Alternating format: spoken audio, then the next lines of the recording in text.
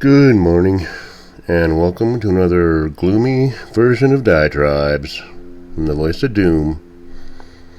Now here's your glib and gleeful host, Voice of Doom.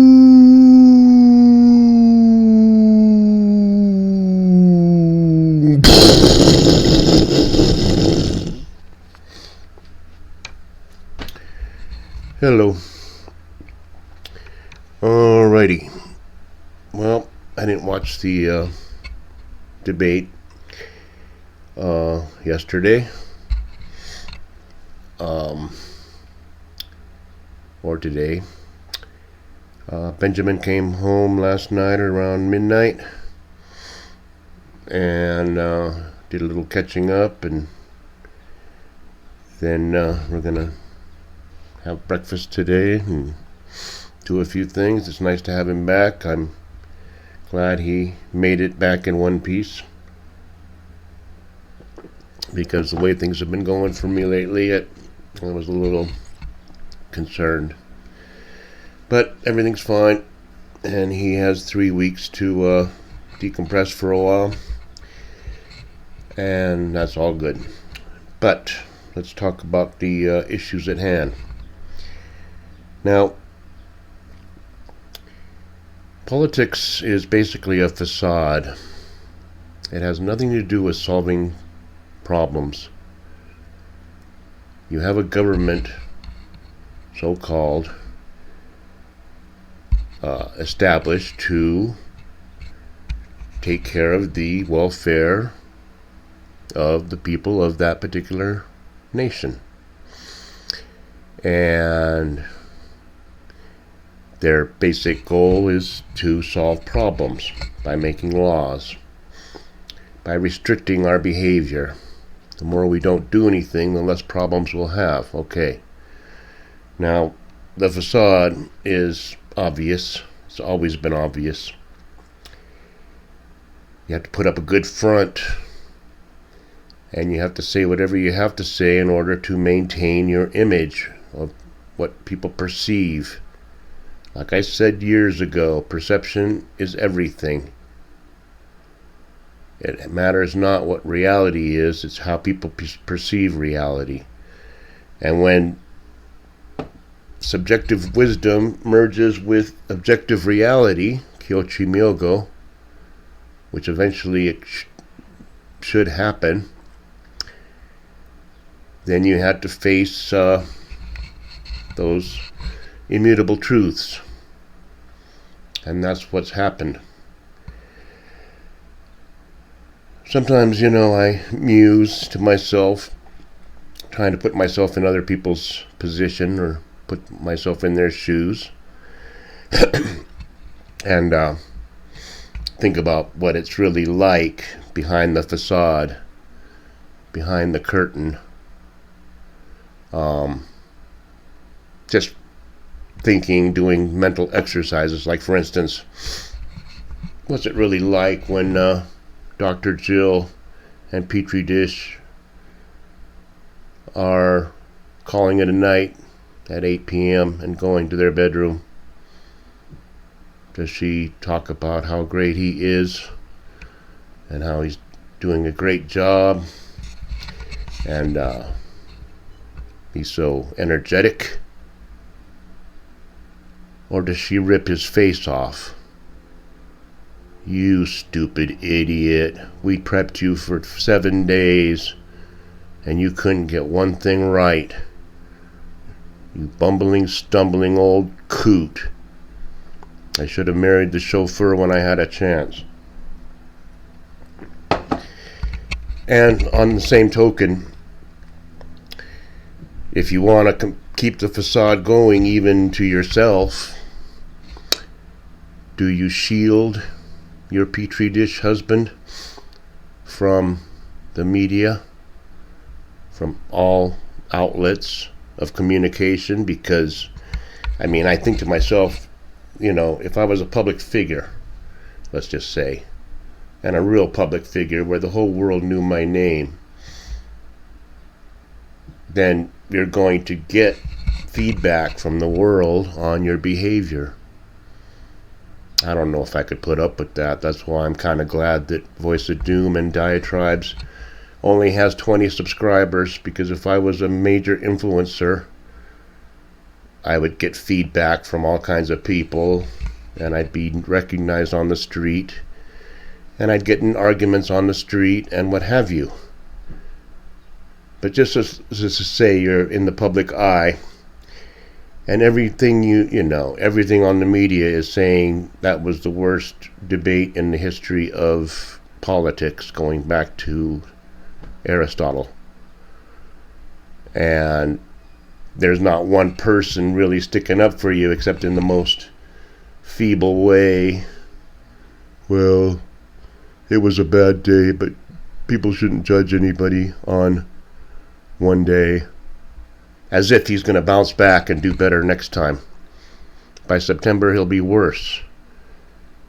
This is one of those immutable paths of life that it's like you can't reverse it by some miracle.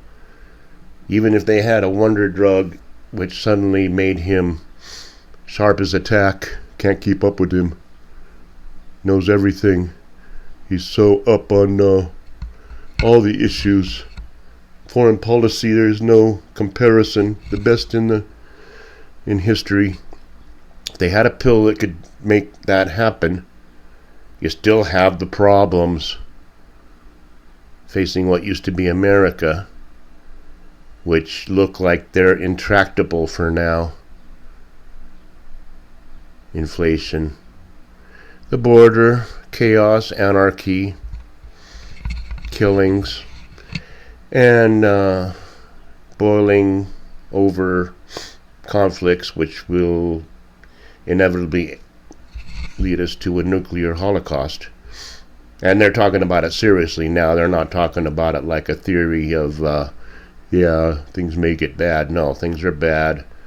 Russia's making threats to what used to be America that you guys aren't going to be on the outside isolated much longer, because you're killing our people, you're helping to kill our people, and so now you need to be getting a few bruises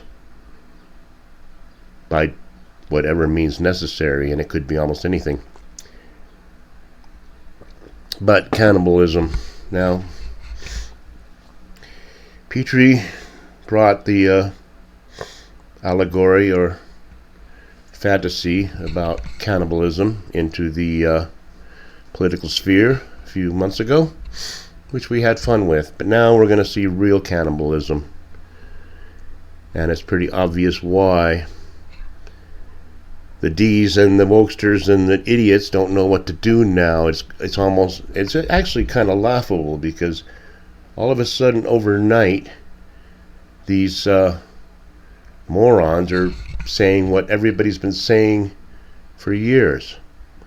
Oh, we had to do Article 25. I mean, we might have to trade out this guy. We may have to get someone else.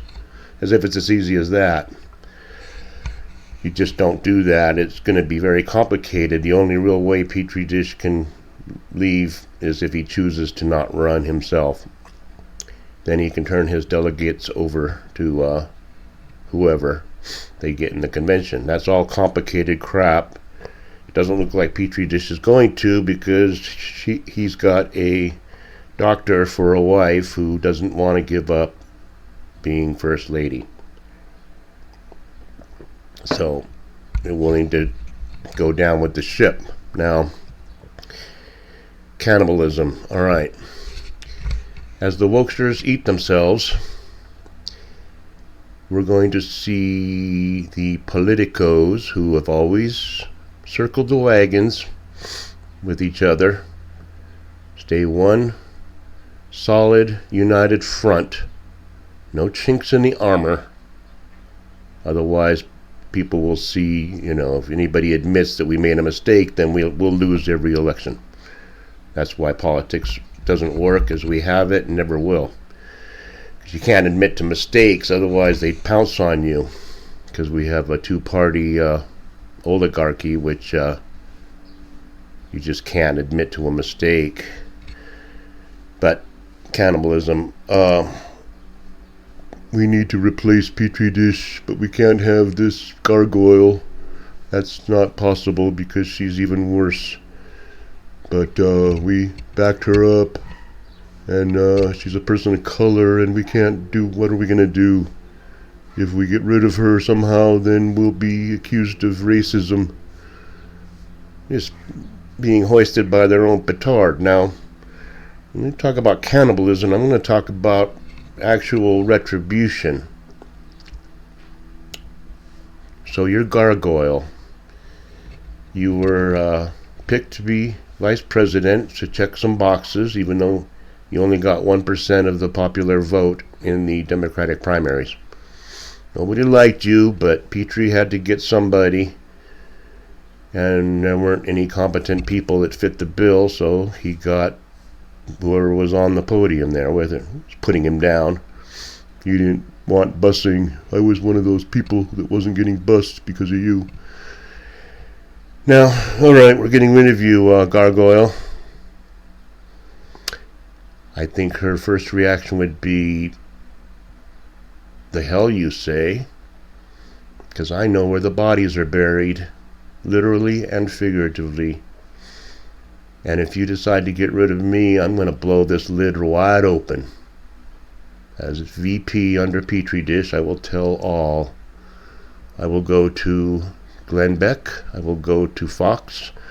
I will go to Sky News. I will go to YN. I will go to every outlet. I will write a huge long book describing in detail what happened with Petri dish.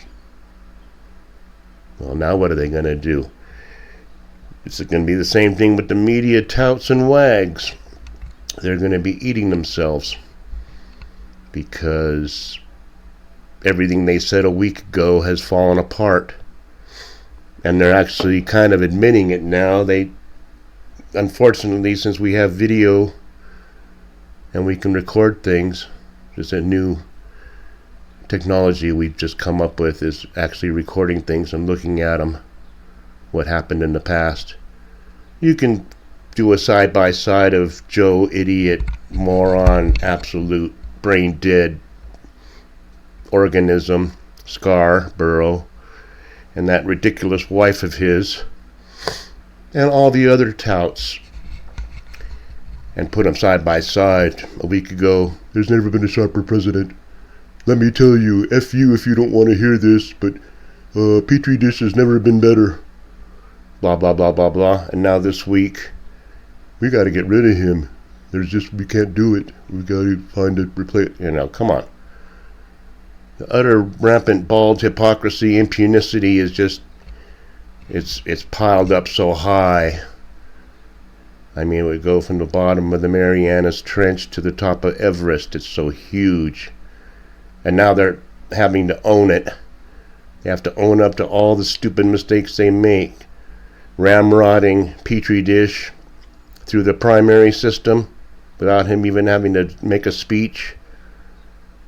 Now you made your bed and you can sleep in it, and it's going to be a bed of nails. Good luck getting to sleep. So I didn't really say much. I just used a hell of a lot of cliches and metaphors to comment a bit more on how there's going to be a massive feast of the wokesters on wokesters. It's going to be a wokester smorgasbord of them eating each other and blackmailing each other and saying, I'm not going anywhere, otherwise the world's going to learn about what's going on. So I don't know what they're going to do. It's going to be very interesting.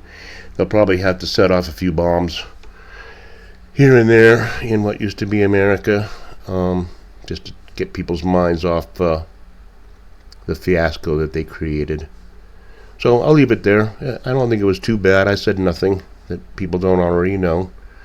And I'll say more nothing next time. So enjoy the day. Bye.